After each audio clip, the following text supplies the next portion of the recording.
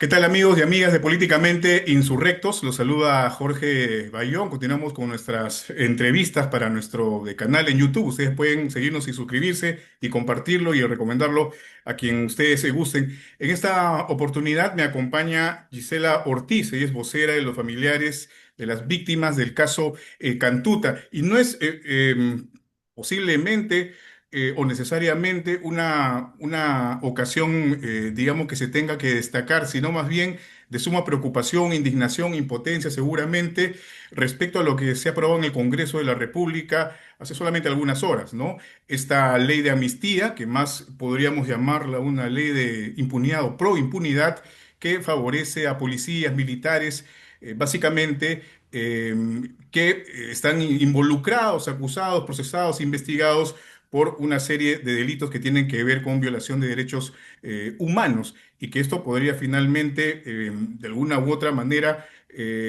cercenar, entorpecer, cortar el brazo de la ley, sobre todo para hallar justicia por parte de los deudos de las víctimas de estas tropelías que se cometieron durante la década de los 80, 90 y parte del 2000. Isela, ¿qué tal? Buenas tardes.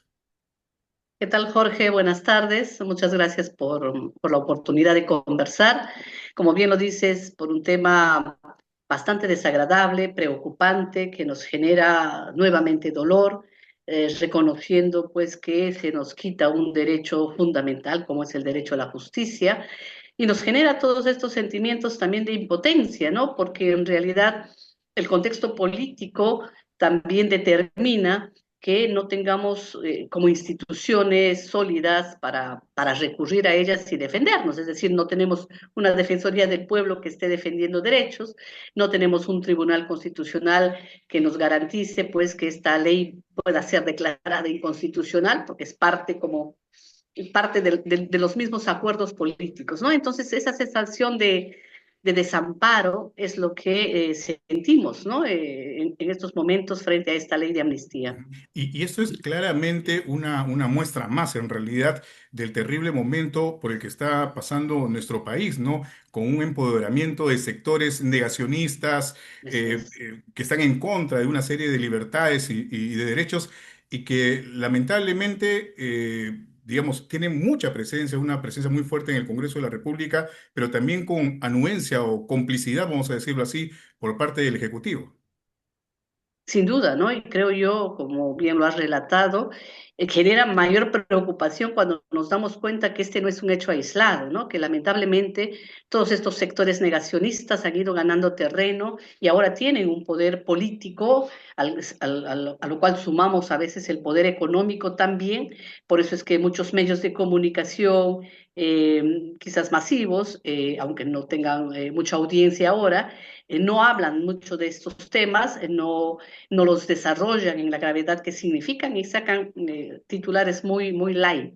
Entonces, eh, hay que reconocer como país que estamos en un grave retroceso en materia de derechos humanos frente a un gobierno que está en desacato ante la Corte Interamericana y que no ha querido recoger sus recomendaciones y evitar este clima de impunidad y frente a un Congreso que en los últimos meses, en esta alianza política que tiene con el Ejecutivo, solamente están sacando leyes en favor del crimen organizado, de la minería ilegal y de todas las razones por las cuales se va destruyendo nuestra débil democracia en nuestro país, ¿no? Y eso creo que se suma a esta sensación de desamparo, de sentirnos como arrinconados, ¿no? En un país que también es nuestro y por el cual estamos luchando como familiares hace más de 33 años, ¿no? Porque queremos un país sin impunidad, donde se señale con claridad estos graves crímenes de violaciones a los derechos humanos y realmente nos indignemos todos y todas, ¿no? Más allá de que seamos familiares o no, sintamos que estos crímenes le hicieron daño al país Claro. y que son hechos que nunca más deberían repetirse, ¿no? Y no tener la complicidad, no solo desde el discurso, ¿no? Con estas justificaciones absurdas que se dan para decir pues que el contexto de la guerra, que no sabían, que luchaban contra el terrorismo y todas las demás justificaciones que ya conocemos, sino que también no, de alguna manera no se presten, ¿no? Para seguir regalándoles beneficios que no corresponden. Yo creo Ahora, que lo mejor que puede pasarnos es tener instituciones sólidas e instituciones policiales y militares que se limpien de cualquier mal elemento.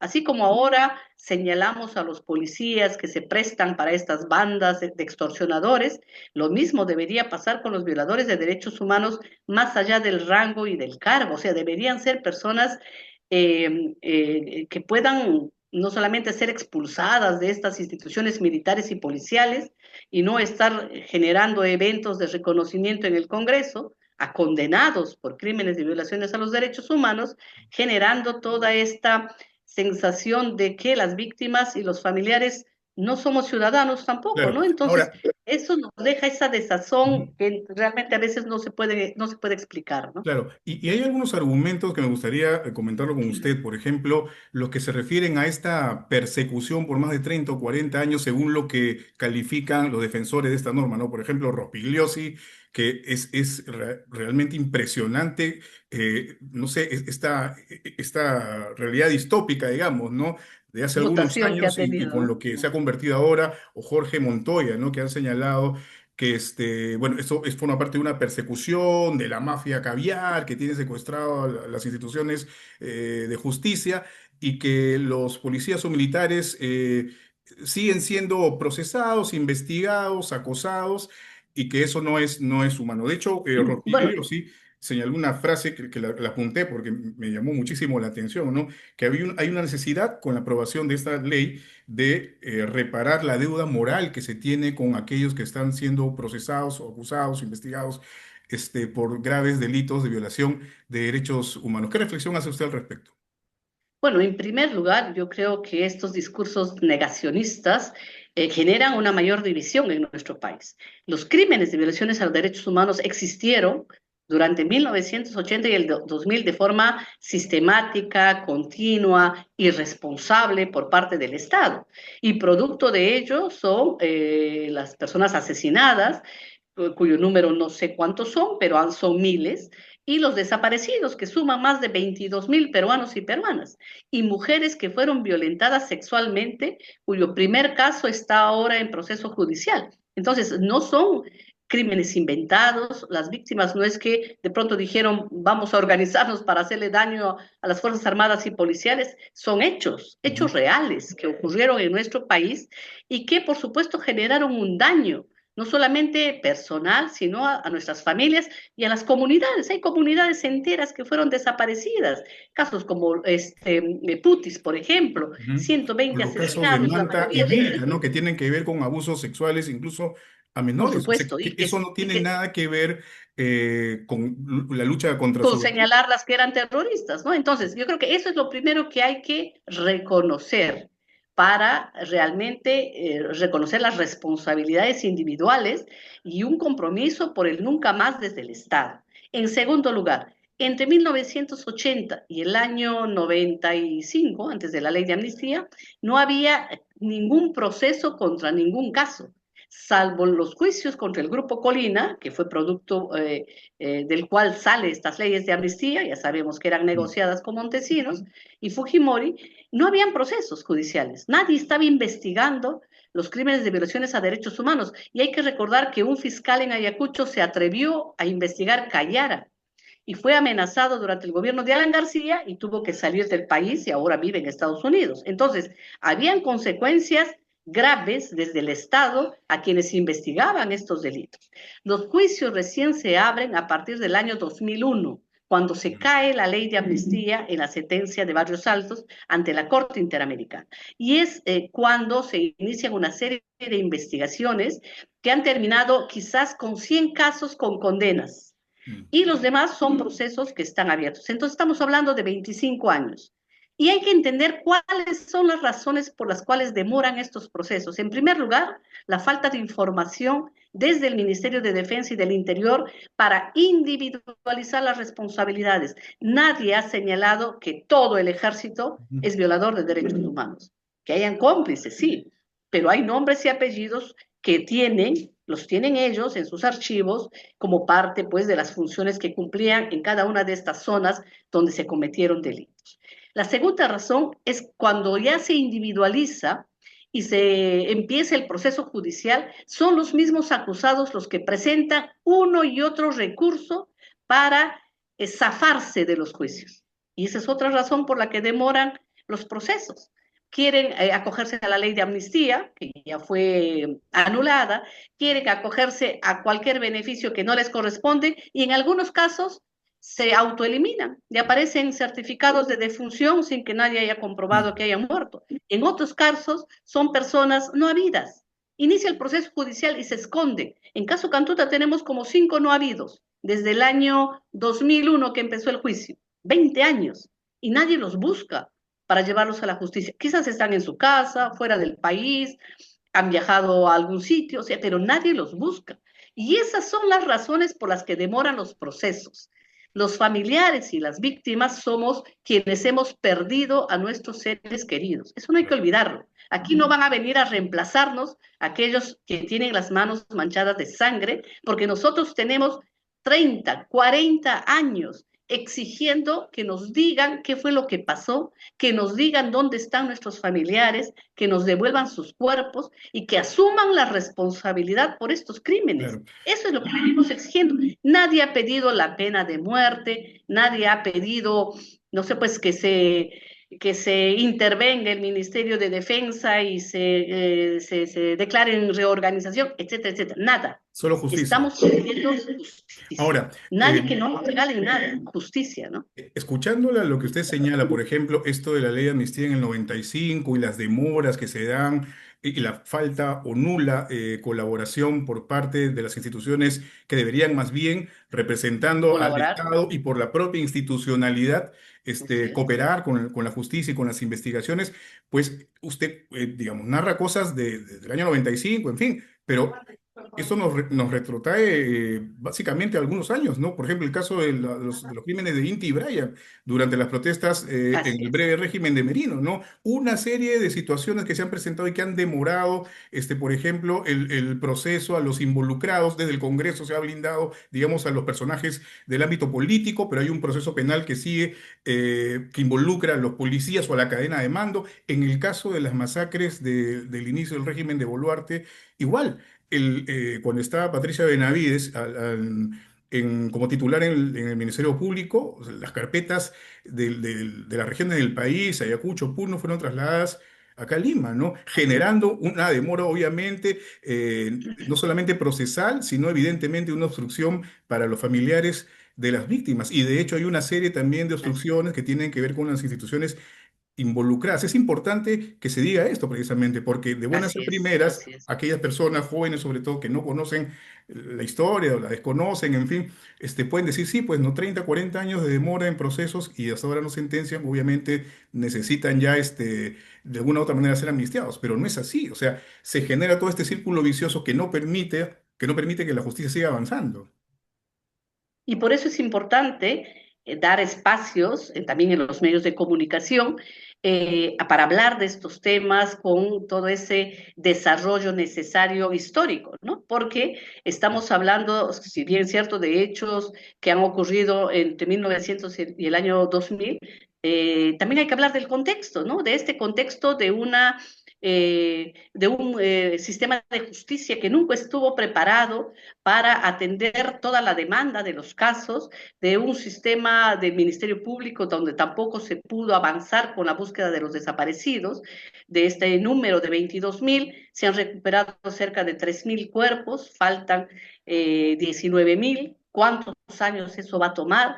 Del presupuesto que se necesita para las pruebas de ADN y la identificación. Y hay un Y nunca protocolo aprobado estuvimos. hace poco que tiene que ver precisamente con los tiempos que se deben establecer Sí, para el proceso de declarar desaparecido o finiquitar así es. el proceso de esta Sí, naturaleza. Terrible realmente, ¿no? y que tiene que ver con todo este contexto de impunidad. En realidad, estuvo de director en la Dirección General de Búsqueda de Personas Desaparecidas el señor Pacheco, que viene de la Contraloría, con un afán de querer generar una nueva directiva y plazos para cerrar la investigación de los casos, hechos frente a los cuales hemos protestado también como familiares, y por el momento ha quedado Mm. suspendida con la salida de este señor, porque ha tenido que renunciar. Pero es parte de todo lo que venimos viviendo, ¿no? De todo este clima de impunidad Y creo yo que se equivocan aquellos negacionistas que creen que con leyes de amnistía, con leyes que declaran que los crímenes de violaciones a derechos humanos prescriben, con leyes que benefician a los asesinos, nosotros nos vamos a olvidar o nos vamos a callar. Los familiares estamos en esta lucha porque nos une el inmenso amor que tenemos a nuestros seres queridos. Y nosotros no nos vamos a olvidar de quiénes fueron los que cometieron los crímenes y quienes ahora actúan como cómplices de estos Claro. crímenes. Y justamente esta larga lucha que hemos emprendido, y en la cual hemos dejado más de la mitad de nuestra vida, tiene que ver con la defensa de nuestros derechos, a la verdad, a la justicia, a la memoria, a la dignidad de nuestros seres queridos, porque siempre lo hemos repetido, no queremos que estos crímenes se normalicen, no queremos que estos crímenes se repitan. Y en nuestro país se han repetido. Y Sí. tenemos asesinados en la protesta contra el medio ambiente en Conga, y tenemos muertos en el Baguazo, y tenemos personas asesinadas en las protestas en Huancavelica, las de noviembre del 2020, diciembre del 2022, y podemos seguir enumerando.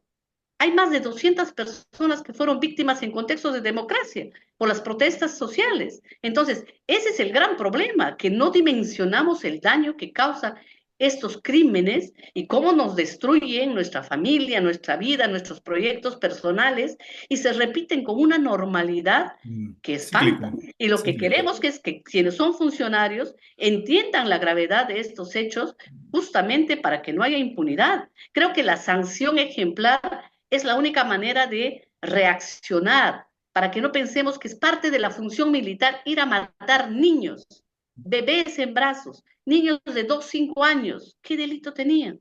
¿Qué habían cometido? Entonces, eso es lo grave. O sea, ¿por qué no podemos escandalizarnos por esas muertes que nos duelen, que duele a la familia, que duele a la comunidad? Y Esto es lo parte. mínimo que estamos exigiendo es que haya un Estado que también piense en los derechos que nosotros Claro. tenemos, que Y no solamente piense que el pobre viejito militar debe irse a su casa, cometieron delitos. ¿Por qué vamos a perdonar cuando ellos ni siquiera han sido capaces de reconocer el daño, de pedirnos perdón, de decir en dónde han enterrado a los desaparecidos? ¿Por qué nosotros tenemos que seguir cediendo para que ellos sigan viviendo sin ningún tipo de culpa ni de conciencia? Entonces, eso es lo que nosotros estamos denunciando, que haya congresistas que hagan uso del dinero de todos y de todas para beneficiar a estos criminales. ahora, escuchándola un poco, resumiendo algunos de los casos digamos, graficando las acciones contra los derechos humanos que se cometieron, por ejemplo, contra niños, niñas, en fin, ancianos, es parte un poco de este proceso de deshumanización que lleva este discurso negacionista y, como dicen de manera Así coloquial, es, pro-terruqueo, ¿no? El terruquear, ¿no? así es, Señalar a una persona, una comunidad, un grupo de personas de ser terroristas y por ese motivo no tienen, o sea, deben ejecutárselas sin ningún miramiento, a pesar de mayor, que se sin mayor incluyan proceso. niños, como el Así, propio caso de Barrios Altos, así ¿no? es, Y los casos que usted ha mencionado, y eso es peligrosísimo, porque ya este término del así es. terruqueo no se está aplicando, digamos, a aquellas personas que con razones y pruebas y demás hayan estado o estén involucradas en actos terroristas, sino a cualquier, digamos, contrincante o enemigo político, ideológico, se le coloca este cartelito y eso genera, pues, precisamente esta carta abierta, este pase libre para que se puedan cometer atrocidades como se cometieron. Así es. El terruqueo se viene usando como una forma de descalificar al otro. Si tú eres terruco, o sea, eres peor que un animal, eres cualquier cosa.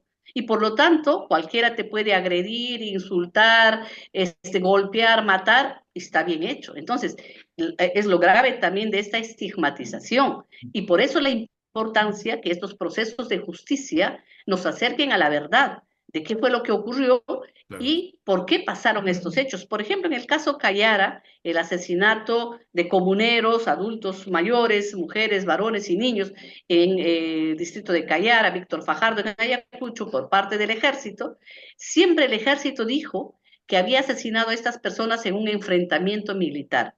Y ha sido a través del juicio, porque ya tienen una sentencia, que se ha determinado que estas personas fueron sacadas de la iglesia y de sus casas y fueron asesinadas cobardemente y sus cuerpos fueron desaparecidos.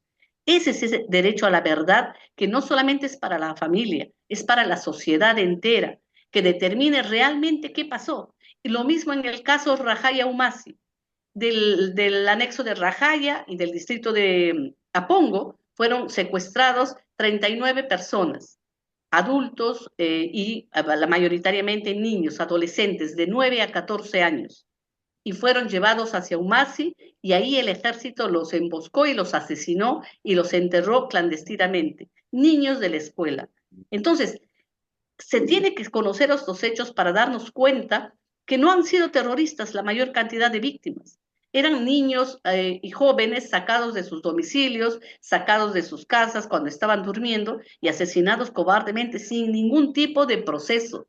Nadie los acusó, nadie los detuvo, no los llevaron a la DIRCOTE, no los investigaron. Simplemente alguien decidió que debían morir, como cualquier cosa.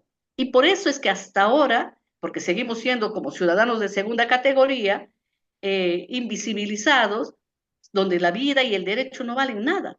Y por eso seguimos reclamando que hay una constitución que ellos tanto la defienden, que también señala el derecho de la justicia para todos y todas. Entonces, ¿por qué no para las víctimas de este conflicto? Ahora, hablando de justicia, ¿confía usted que de repente en el Poder Judicial se pueda sostener una barrera, un tope a lo que ha aprobado el Congreso? Porque los jueces también pueden de alguna u otra manera sentar una posición que sería como institución importante, ¿no? Bueno, en realidad es el único camino que tenemos. Yo le hacía mención que ahora no tenemos una Defensoría del Pueblo, un Sí, Ministerio de pues terrible. Justicia o un Tribunal Constitucional que defiendan derechos. Entonces, es el Ministerio Público y el Poder Judicial los únicos que pueden decir, esta ley es inaplicable, no se puede aplicar porque hay un marco internacional de protección a los derechos humanos, Control difuso. porque los derechos humanos no prescriben, porque los derechos humanos no se amnistían y se continúen con los procesos y denieguen los pedidos de libertad que van a Mm, empezar a circular una vez que esta ley sea aprobada.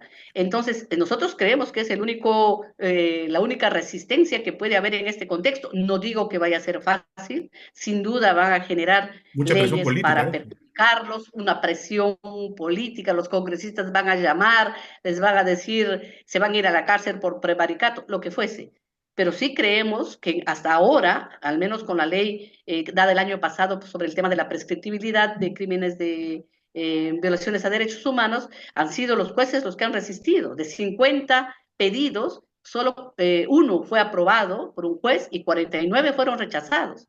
Y por eso también el afán de este Congreso de intervenir el Ministerio Público, de descabezar a los fiscales supremos, de intervenir el Poder Judicial, porque saben que en ese contexto pueden perder en algunos de estos afanes de impunidad que tienen. Sin duda.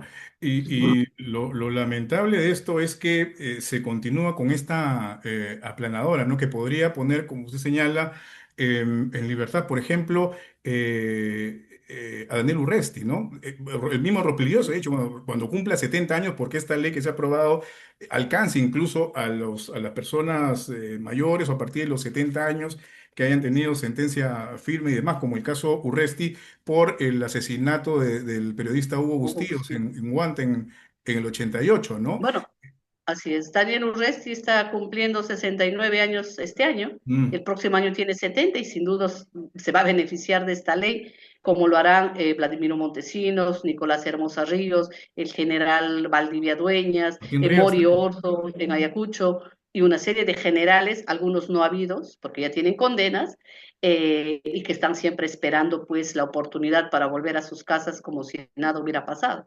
Entonces, esta es una ley peligrosa porque nuevamente pone a delincuentes, asesinos en las calles y nos obligan a las familiares y a las víctimas a convivir con ellos en una sociedad donde no se entiende lo que son las graves violaciones de derechos humanos, ¿no? Y Ujú, estamos de alguna manera pasando por agua tibia y justificándolas hasta que esto se vuelva ingobernable, ¿no? ujú. Y cuando, por ejemplo, se escuchan desde estos sectores negacionistas que se habla de los odiadores, de que no se puede llegar a la reconciliación y demás, ¿qué piensa usted? ¿Qué palabras podría utilizar, por ejemplo? Bueno, En primer lugar, hay una falta de empatía total y una falta de respeto al dolor de las víctimas que lamentablemente a veces tiene un efecto multiplicador desde los discursos de odio de funcionarios, congresistas, autoridades, ¿no?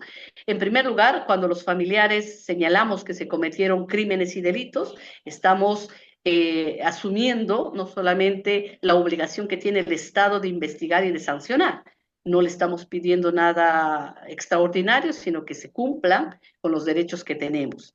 En segundo lugar, los familiares también tenemos derecho a odiar, por supuesto, a quienes cometieron nuestras vidas en estas tragedias, pero sin embargo, más allá de ese odio, nunca hemos cometido un delito en contra de nadie. Nosotros no hemos manchado nuestras manos con la sangre de estos asesinos. Nosotros no nos hemos organizado en escuadrones de la muerte para ir a secuestrar a sus hijos o desaparecerlos. Nosotros hemos usado los sistemas de justicia que la democracia nos garantiza. Y hemos ido a los tribunales desde al día siguiente que desaparecieron a nuestros seres queridos y hemos asumido y respetado las respuestas judiciales que se han dado. Algunas sentencias han sido desfavorables para nosotras, otras favorables, y las hemos sabido respetar. Entonces, quienes piensan que actuamos con odio no entienden lo que significa que se cometa un delito, así sea el delito más simple, el de un robo en la calle, te roban tu teléfono. ¿Qué cosa vas a hacer tú? ¿Convertirte en ratero para ir a robarle a otro? No, vas y pones una denuncia en la comisaría, en la fiscalía, y estás esperando, por supuesto, que capturen al delincuente y que asuma la responsabilidad del delito. Eso es lo que estamos pidiendo. Pero aquí, lamentablemente, se repite ese discurso de que todas las víctimas eran terroristas. Y pese a que hay sentencias, como en el caso Cantuta, tenemos sentencias donde se ha determinado que ninguna de ellas siquiera tenía una investigación penal. Se sigue repitiendo y se sigue justificando. Pienso yo también a veces como una forma de autoprotección, porque en qué ser humano, en qué conciencia va a caber justificar a estos asesinos. O sea, con el nivel de maldad que actuaron para matar niños, mujeres embarazadas, ancianas, para violarlas sexualmente. Y quizás una forma de protección es decir, ay, bueno, voy a seguir señalando que eran terrucos y por lo tanto bien muertos están, ¿no? Y lamentablemente también desde el Estado no se hace lo suficiente para enseñar y para hablar de estos hechos de tal manera que seamos realmente una sociedad que camine hacia la reconciliación, pero en base a No se derechos, puede. que se sepa la verdad, que nos devuelvan a nuestros desaparecidos, que se haga justicia y Ujú. luego hablaremos pues de cuál es el siguiente paso para esa reconciliación, pero no nos pidan reconciliación en base al olvido, en base al silencio, a no seguir denunciando, porque eso no va a pasar. O la impunidad también. Efectivamente, Vale. ya para culminar, Isela, solamente recordar los partidos que votaron a favor o las bancadas que votaron a favor de esta ley, ¿no? Fuerza Popular, de Keiko Fujimori, Alianza para el Progreso, de César Acuña, Renovación Popular, de Rafael López Aliaga, Podemos, de José Luna Gálvez y Avanza País también, ¿no? Este bloque que finalmente es básicamente el representativo de este sector negacionista, pro impunidad, que finalmente en la comisión permanente, ¿no? Que es un espacio pequeño en realidad, que dentro de lo legal está bien, porque cuando hay un receso en el Congreso, obviamente la comisión permanente opera, ¿no? Pero esto incluso en las Pero, formas debió, digamos, debatirse en el así Pleno, ¿no? es, Para que sea algo así más es. abierto, más plural y, bueno, finalmente se pueda ver públicamente cuáles eran las posturas individuales. Giselle Ortiz, muchísimas gracias por haber estado con nosotros, gracias por tus palabras, tu reflexión. Y yo me quedo con algo a raíz de esto, ¿no? En el Perú de hoy, la memoria es resistencia. Simplemente queda por ahora Así es. eso y bueno, a seguir buscando espacios que permitan finalmente encontrar justicia para aquellos familiares y las víctimas de la violencia interna en nuestro país. Muchísimas gracias. Gracias, Jorge, a ti. Seguimos resistiendo con memoria y seguimos haciendo justicia también con esa misma memoria. Listo. Gracias. Muchas gracias.